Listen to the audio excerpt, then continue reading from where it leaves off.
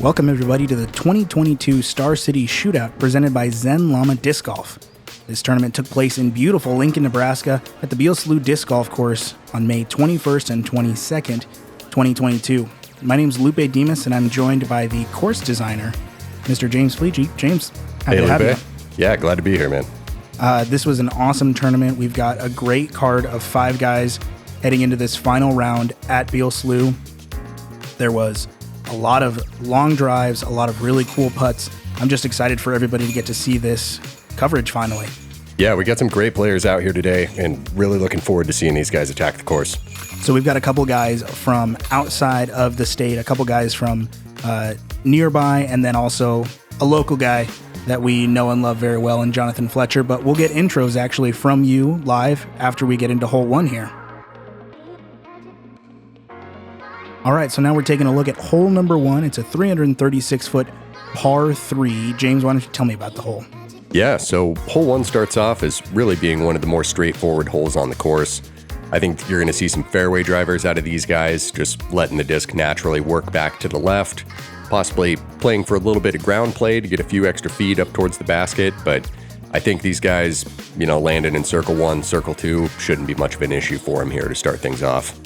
And one thing, like you'll see at the rest of this course, is that the rough is very rough. So if you end up in the tree line, it's going to make it really difficult to get a putt at least. Lead card for the MPO division at the 2022 Star City Shootout presented by Zen Llama. In first place with a total score of 108, sponsored by Prodigy Discs and Disc Gauntlet, from Fairbury, Nebraska, Jonathan Fletcher. Let's go, Jonathan! We see Fletcher here is going to take a fairway driver. Like I said, 336, not terribly far, but you want to make sure that you pierce the gap and get it to go to the left. Yeah, Fletcher's looking a little high and inside here. He's going to be in some rough off to the left side of the fairway. In second place with a total score of 110, sponsored by Dynamic Discs from Valley Center, Kansas, and the reigning Star City Shootout champion, Logan Harpool. Slide that one in there.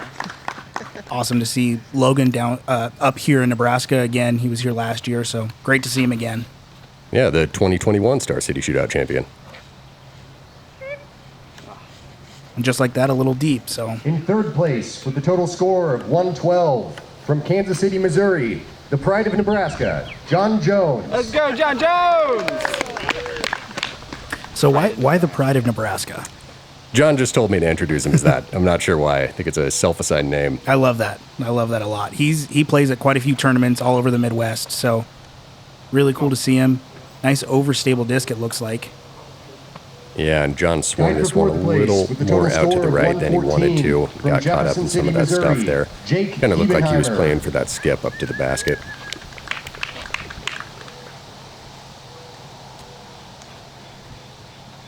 We've got Jake Hebenheimer here, and he's an interesting guy to watch play. Really cool form, very smooth, very compact, and a very good shot. Yeah, great shot from Jake. It's exactly what you're looking for here. Total score of 114 from Kearney, Nebraska, James Chamberlain. Here's a guy that we see at a lot of events in the area. James is a big advocate for, all of the Lincoln stuff, all the Disc Gauntlet stuff, all over the state. So that's a good looking shot from James. Oh, you can see it flash in front of the basket there. You would take a look at Fletcher. He's probably like 45-ish and just leaves it low.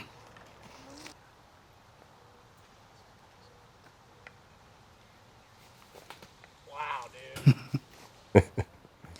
John was a little unimpressed with his bid there, but he'll be able to clean up that for par. And the same thing there for Logan. Everybody just coming up short. Maybe first hole jitters, possibly. Yeah. Nice save from John. Absolutely. James actually ended up going deep of the basket here, so only contending with one tiny little tree there. It looked like that was all that it needed.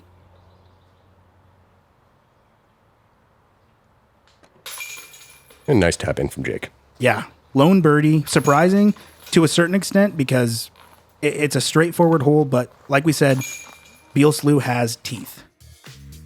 All right, so hole 2 here is a 696-foot par 4. It really leads you into a much tougher hole from hole 1. So why don't you tell me about what we're going to see here? Yeah, so the drive on hole 2 is really all about setting up your second shot here. You're going to want to keep that disc pushed right, riding the tree line, so you can access the green with a straight shot. Because if you get a little bit too left, it can become a little pinched off. But off the tee itself, we got OB left where a future bike trail is going to be, and then all that brush on the right side is really dense. Want to stay out of there. No need to really overpower the tee shot here. If you can bite off about 400 and stay right, that should set you up with a good look at the basket. All right, so we've got Jake Hebenheimer lining up, looks like a forehand here on hole number 2 now. Yeah, Jake's looking to swing this one out to the left and just let the disc work back right. It's kind of a nice safe play off the tee here to avoid that OB. Kind of goes out of frame, but it's just a little high and inside. And you're going to notice that when we get down to his second shot, he's not that deep into the rough, but this rough is, and I can't overstate this enough, it is rough. This is a new course, so it still needs a little bit of work to get kind of tamed down. And even then, I don't think it'll get tamed down in the rough. Yeah, you can see the wind really fighting Fletcher's disc there. What do you prefer here? Do you prefer the backhand or the forehand from the blue tee with a bit of a headwind? I always throw backhand, but that's just because my forehand game is nothing to speak about necessarily. Logan piped a really nice backhand shot, just smooth to the top of the hill, about, I would say, probably like 350-ish.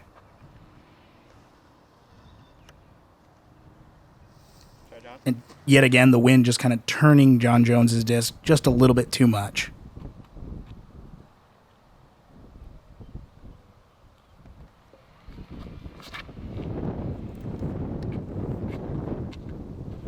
An unfortunate kind of a misrelease there for James Chamberlain, but hopefully he can kind of redeem himself here. The only problem is the second shot. He's got quite a bit of distance to cover at this point, and he's throwing his third. And as we work our way up the fairway here, you'll see why I mentioned keeping right off the tee is important, just to open up that straight shot to the basket, as there's a few bigger trees on the left-hand side as you kind of work your way into the green area. And that's the wind right there, turning over Fletcher's. I believe that's the FX4 is what he was throwing there. So newer, more understable version of a fairway driver from Prodigy. And like I said here, Hebenheimer's not far into the rough, but he's going to have to contend in his backswing. Is going to make it really difficult to figure out what he wants to throw. Yeah, luckily Jake didn't get too far in there on that. That is some nasty trees to be playing out of.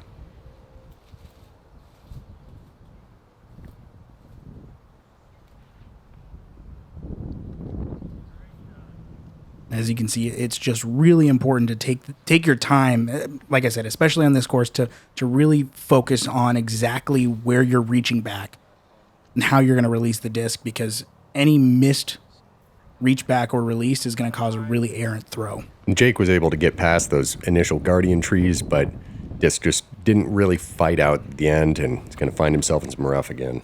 Come on. Come on. That is looking great from John. And it was run in the basket. It was a great shot. Pride of Nebraska right there. And this was a perfect drive from Logan, just pushing that right side and really opening up that gap on the approach. But as you can see, even there, the basket is well guarded enough that it makes the second shot really difficult, really important. And it makes it important to be able to make a 25, 30-foot putt based on where your disc kind of reacts down on the green. Nice shot from James, just chipping up there. And this is definitely where you don't want to be on this hole. You don't want to be inside any of these cedar trees. And Fletcher will get caught up on a branch there as he tries to push up towards the basket a little bit. Yeah, and, hole 2 played as the second hardest hole on the course today, and you can see that it's really showing its teeth right here. Yeah, hole 2 was playing about 0.7 strokes over par today for the MPO field. Fletcher looking to save his par here from probably just shy of 50 or so. Still kind of dialing that putt in. He was low on the first hole and low on the second hole, so hopefully he can ring that up. But speaking of ringing up, Logan really ringing that putt up, and a great birdie to take on this hole. Yeah, absolutely. Birdie on hole 2 is always a great way to get your round going. Unfortunate spit out there for Jake. John Jones also grabbing the birdie. James Chamberlain has a unique putt, just kind of flicks his wrist right at the basket. So it's interesting to see from short distance, but it's really effective from longer distances as well. And let's head to hole number 3. It's a par 3, 380 feet, and it's pretty much a stock hyzer. So what are players really contending with on this hole? Yeah, there's a couple different lines you can take. There's a straight up the gut gap, kind of got to flex it a little bit, but you're going to see most of these guys going over the top of the cedar tree, just playing a big hyzer, letting it drift back into the green. And there's not much difficulty when it comes to the green in and of itself. The green is pretty wide open, which makes for a pretty straightforward hole as long as you hit the gap and get over the trees. So after the really great birdie, Logan's going to take the tee here on hole number 3. He's going to go with the wide hyzer over the top. Yeah, that's looking great. Really nice width, but just catches those limbs right at the top of that tree. Yeah, Logan is either playing for that tree hit or happy to have hit it, because that definitely would have went sailing long, but instead dropped right inside the circle. Unfortunate for John to not be able to get over that cedar. The wind, it really played a big factor today. As much as it doesn't look like it's huge, it got into players' heads, I think. Yeah, there's lots of little different pockets on the course. When you step into the woods in some of the upcoming holes, it'll be dead still, but in some of the open holes, that wind can be pretty ripping. And Jake really getting over the top on this one. Getting pretty far left of the basket, though.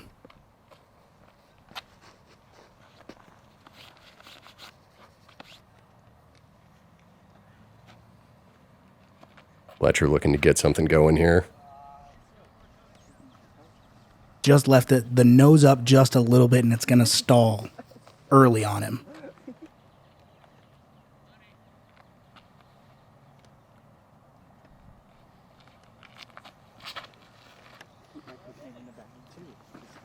Looked like Chamberlain thought about kind of going for the middle gap, but also the over the top line at the same time, and that's what he's left with. When you're inside those trees, you just have to pitch out. Yeah, there's really nothing to look at from inside of those trees. What we just saw from James is really the only available option from in there. And a smooth little backhand approach. It's going to put him inside of circle 1.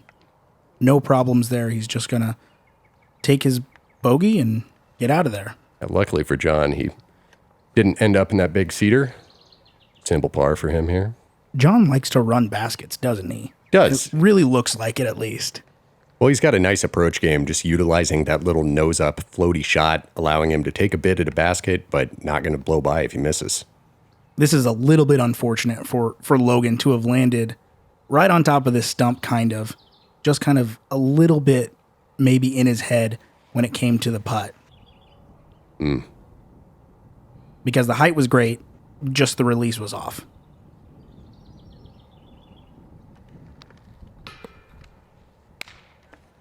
And a really good bid there for Jake, but he was just a little bit low. And for some people, it might be the first look that you get at Jake Hebenheimer's interesting putt.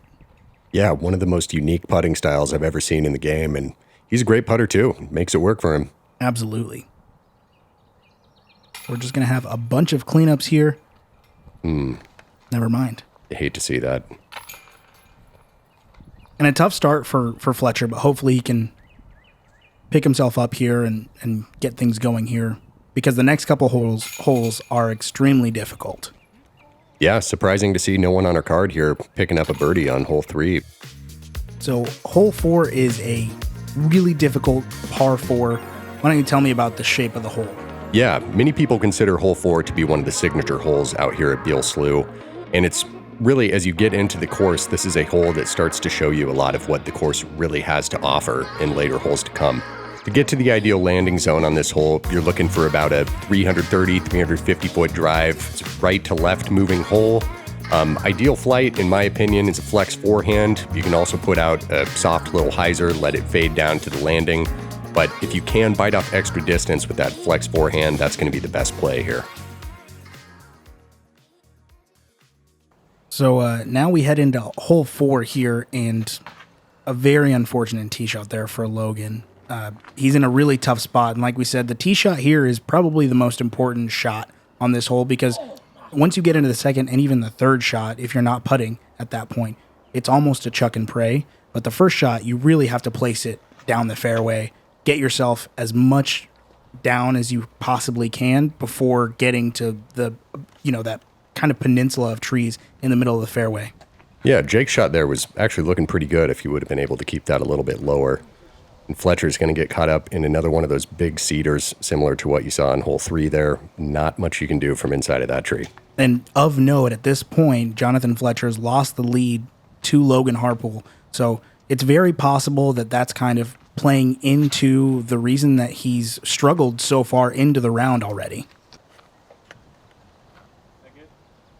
But a very possible opening here for Fletcher, as Logan's got to scramble here early. I like the play from Logan here, not getting too aggressive on his recovery shot, because once you get off the fairway, that can really lead to more trouble quickly on this hole, and instead he opts for a safer play. And this is really pinched off. You can't really tell, but you've got to get a big skip, big flare, just like James tried. There's just a little bit of grass starting to grow in, and that's kind of making those skips less prevalent, especially in the deep of summer right now.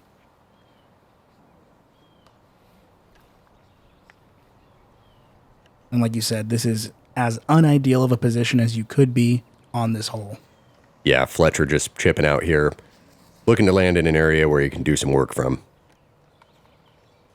And with the creek running along that left side, it kind of makes that shot really difficult as well, because you want to chip, you want to chew off a lot more ground than you really should. You have to trust yourself to just pitch it. And a good tree there, honestly, for John Jones, very likely. Yeah, I think all these guys would be happy with being able to throw their tee shots over again here. Except Jake. He landed in a pretty good area. You can see the basket right through the V in the tree there up on the mound. And it's a very low ceiling, but the basket is above where the ceiling really is on this hole. Mm-hmm. So it's a very, very tricky hole. I would say the amount of times that I've played this course from the blue tees, I've probably taken more triple bogeys than I've taken pars. So. Yeah. I mean, ideal landing zone here is, about 20 feet in front of where Jake landed. That's when the ceiling kind of clears up and you actually have a shot to go for the basket for the birdie.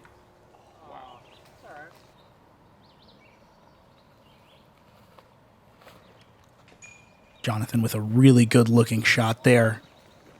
Just past the basket. Yeah, that was great from Fletcher. We'll see if he's stuck up there, as the backside of the green is a bit sloped and discs do tend to run.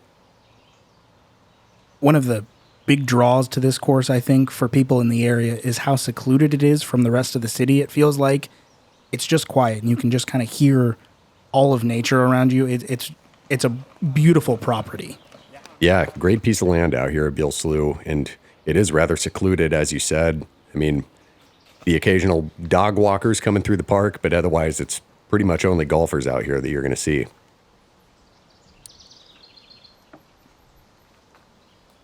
Great putt from John there. Yeah, speaking of beautiful, that was beautiful from John. Yeah, grabbing the elusive birdie there on hole 4. Excuse me, that was actually a par save for John. My bad. Well, regardless, still a very good par save, because this hole played about a half stroke over par, which, we can see from this lead card, these are the best players in the field, and they're struggling. Yeah, if you can come away from hole 4 with a par, there's nothing to feel bad about there. But if you can get a birdie like Jake did, that's feeling pretty good. Absolutely. That is taking a lot of strokes on a lot of folks. So now we head into hole 5. It's a 486-foot par 4. and it's really difficult, very similar shape, but the ceiling plays a lot more into play, I think, on the tee shot of this hole than in hole number 4. Yeah, similar to hole number 4 in the sense of a meandering fairway and really needed to have a well-placed tee shot on the drive here. But this hole, players are looking to get about 250 off the tee and then have that disc break right. So I personally prefer to throw backhand turnover line here, letting it drift a little bit more at the end, but see a lot of guys throwing forehand, looking for a little extra ground play. But as I said, the more you can press right off the tee once you get to that 250 mark, that's going to set you up for a better second shot, which would then require you to throw over a corner of the slough, or you can play a safer route, leaving yourself with a circle 2 putt, or just taking that par play. But difficult hole in your tee shot is pretty much going to dictate whether or not you're going to be playing for the birdie, or you're going to be settling for a par on this hole.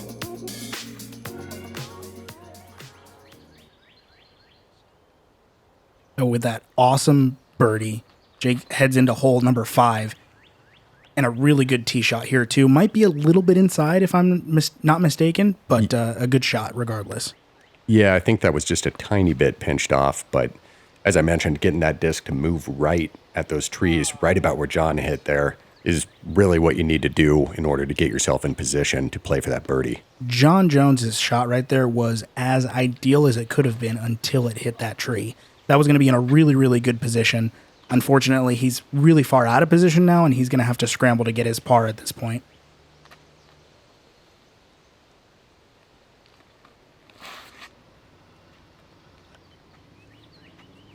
That was looking good from James. Just couldn't get by that last tree there. You want to talk about a smooth forehand, smooth everything. Logan Harpool is a smooth player in general, but I really love watching his forehand. It's just got just the perfect amount of loop and snap. Really good shot. Ooh, big flare on that skip, but yeah, it's just Logan setting himself up for a par play. Straight ahead from where Fletcher's looking, there's the creek, which is actually Beal Slough, the name of the course, that bends around up by the basket. And with a great place drive, you can run that for eagle. In fact, I know Fletcher's eagled this hole a couple times, but doesn't appear that's coming into play today for the card. Unfortunately not. And you saw there, John was kind of running up, trying to see where he needed to throw his next shot to. He's really out of place here, having hit that tree. Not only is that tree in his reach back a little bit, but he has to contend with the ceiling, and that forces him out of bounds. Yeah, it looked like John was actually getting pretty aggressive with this shot here and trying to get it up by the basket. Luckily for John, I don't think he made it into the slough there, but we should also mention that up on the green behind the basket, there is an OB line up there, leaving the green about 45 feet wide. Yeah, it makes it really difficult on your approach. Like you said, the tee shot's the most important shot on this hole, but your second shot, or what should be your second shot, is really the difficult shot when it comes to setting yourself up to have a good score on this hole. Nice little bid from Fletcher there. Yeah, that was really, really good. Just little nose up, kind of spinning toss right at the basket.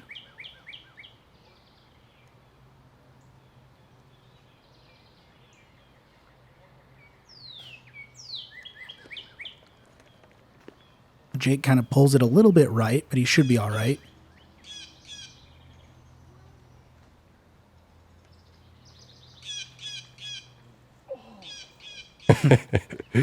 Yeah, not a whole lot to work with there from John. Glad to see he can get it up by the basket. And Logan choosing just the straight layup, not even going to try to run anything. And everybody else is pretty much just going to clean up. Yeah, great birdie from Jake there. Getting the lone birdie on the card. So let's head into hole number 6 here, a par 3 at 227 feet. Pretty straightforward, but again, the low ceiling comes into play. Yeah, the simplicity of hole 6 can be a bit of fresh air for players as they come off of holes 4 and 5, but it does come with its own set of challenges. Mainly, you got the slough along the left side that's pretty tight to the basket, probably about 25 feet to the left of it. These guys are just going to be throwing putters mid-range, something straight that they trust, get a nice soft landing to nestle up by the basket.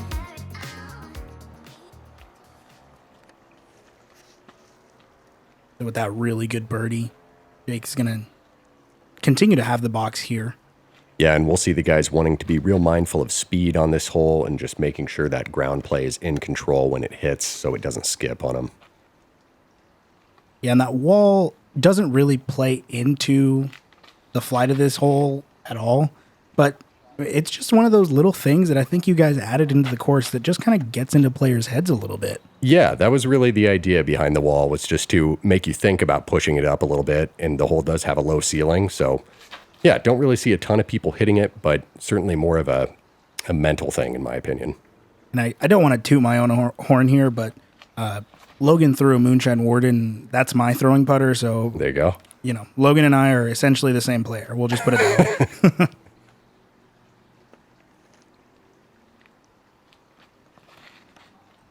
way. Little inside and left from Fletcher there.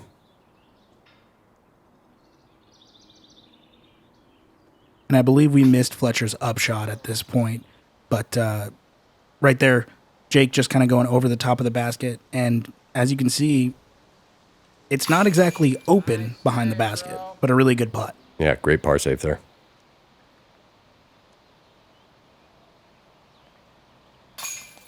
Great putt there from James.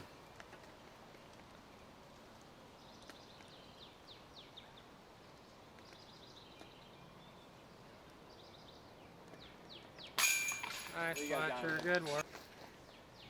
Fletcher is really looking to just score at some point here in these next couple of holes. That's really important for him.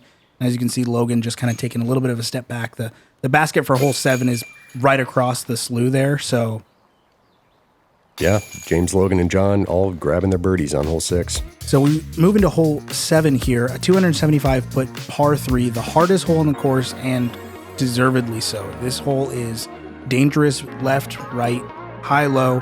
There's not really anything besides one gap to hit, and it is not easy to hit. Yeah, best thing for this hole is really just kind of blocking out all the trees around you and just envision throwing just a straight shot on this hole, letting it work back to the basket right at the end, because if you do get off the fairway, it is dense, really difficult to scramble to get yourself back in position. We got James taking over the box here as Jake took that 3 on the hole, on hole 6 there.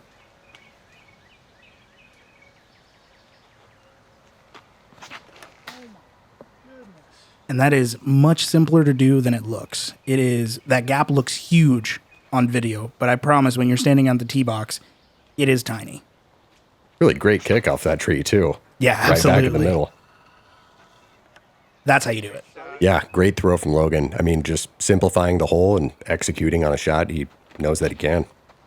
And another thing to mention is not only is it dangerous left and right, but when you get closer to the basket, you've got the slough that runs through there. So that kind of plays into, you know, where you want the disc to land. Yeah, it's a little tributary stream there that's staked off as OB. See it once the guys get up a little closer to the basket. But Jake going up and over the top of everything. I've never seen someone throw that shot on this hole. That was crazy. And one thing that we're not going to see in the coverage, but there was a lot of debate on where he went out of bounds, because he did end up out of bounds on this shot, but it's kind of where it crossed and whether or not it crossed that tributary stream that you're talking about. So, yeah, there's a little corner of an island where the basket is that was in question whether or not he crossed that. And I was actually standing up by the basket with those group of people there when Jake was throwing this hole.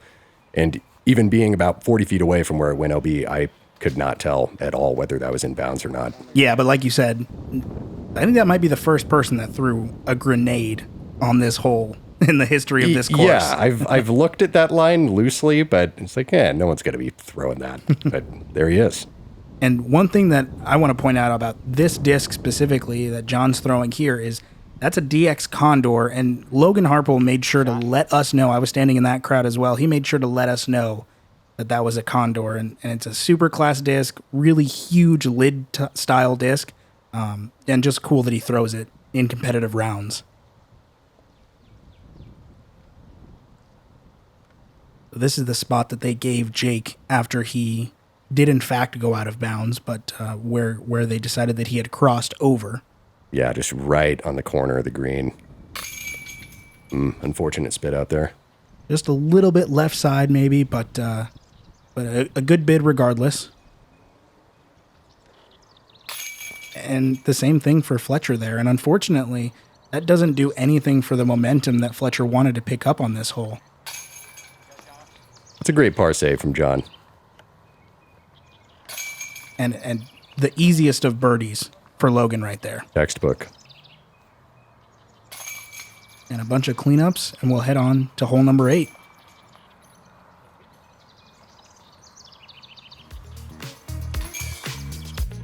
So we move into hole number 8 here, par 3 at 364 feet. Pretty straightforward. To me, it's just a hyzer shot. Yeah, absolutely. I mean, hole 8 is the simplest hole on the course right now. This fall, we will be planting a lot of trees on the fairway and building a retaining wall by the basket, so this one's not really in its final form at the moment, but really looking forward to seeing this one when it's complete and has some of those additional elements added to it. Logan with the lone birdie on the card takes the box here. Hole number 8, straight hyzer shot, puts it nice and flat, but kind of pumps it. Like a lot, actually. Yeah, pretty deep from Logan. In these next few holes, these guys are going to be entering a more open stretch of the course, so of course the wind is going to be picking back up on them. And that's one thing that, playing in the state of Nebraska, you play in the Midwest, you get used to the wind, but you're not used to playing a ton of wooded courses as much. Mm-hmm. So once you do get into the woods, you kind of let your guard down a little bit and you get back into the wind and it kind of hits you right in the face. And you can see that in the first couple of tee shots here. None of the guys have really put it close. Yeah, these next 3 holes always seem to be some of the windiest on the course, and just with this subtle elevation change and little kind of bowls in the landscape, the wind really tends to kind of stay in pockets and swirl. So, different on the tee as it is on the green. This was an interesting play. The forehand here on this hole, I think it makes sense because it's wide open on the left side, so you don't have to contend with those trees literally at all. But I think with the slope of the green going away from the basket, I think, it kind of plays counterintuitively, in my head at least. Yeah, I was pretty surprised to see Jake throw the forehand there. Great shot from Fletcher. Yeah, CTP, good shot. This is inbounds for Logan. I don't believe that there's an OB line that extends all the way out there besides the parking lot all the way deep. Ooh, just grabbing that outer chain there.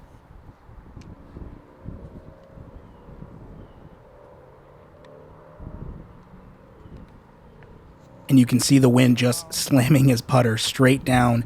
And I think right here, James is probably thinking, okay, I need to give this just a little bit more height so that it doesn't get slammed down in the same direction that John Jones's did.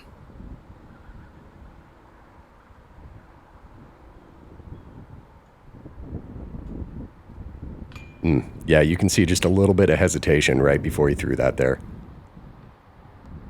The wind making these guys think for just an extra second before they putt. Another unfortunate one from Fletcher there. Yeah, and you can see the frustration starting to set in for Fletch.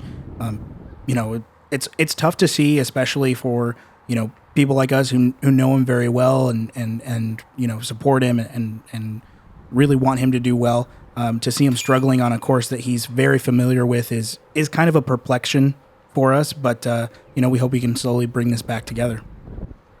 And Beal Slough is a course where you really got to stay focused throughout the whole round here. I mean, I know personally I've shot some terrible front nines and then really turned it on the back and ended up with a pretty decent overall round, Yeah, absolutely. You have to continue to just kind of pick up your strokes where you can, not make as many mistakes as you can, and when you do inevitably make mistakes, just pick it right back up. And as you can see there, Logan makes a bit of a mistake, hits that early tree and lands just left, but not a terrible spot. Yeah, and we got 460-foot par 3 here with the Mando tree on the right, forcing players to throw that left-right moving shot. And at about 375 feet, the ground slopes down as you get closer to the basket area, but there is OB back there to the left as you see John kind of drifting towards that. We'll see if you end up being safe or not. Yeah, and the danger is that you can't tell from the tee where that OB actually is. So you have to really just have knowledge of the course, and know what disc you need to throw on this tee shot. Yeah, that was a nice shot from Jake. Fading out a little bit at the end again there, but he is definitely safe.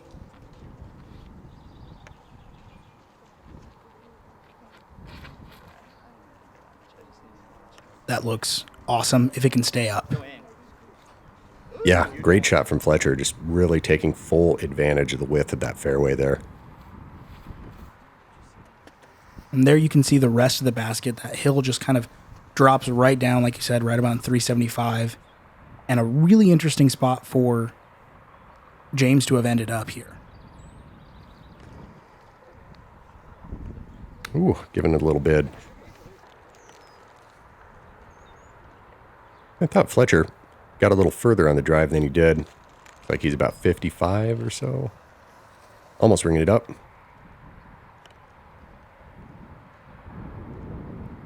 And we can see John ended up really close to the OB, but thankfully didn't go out of bounds.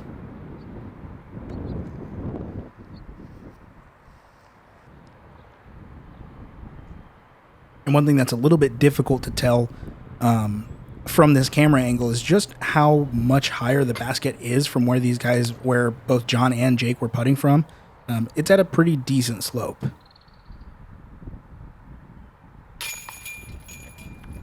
A good solid putt from Fletcher there.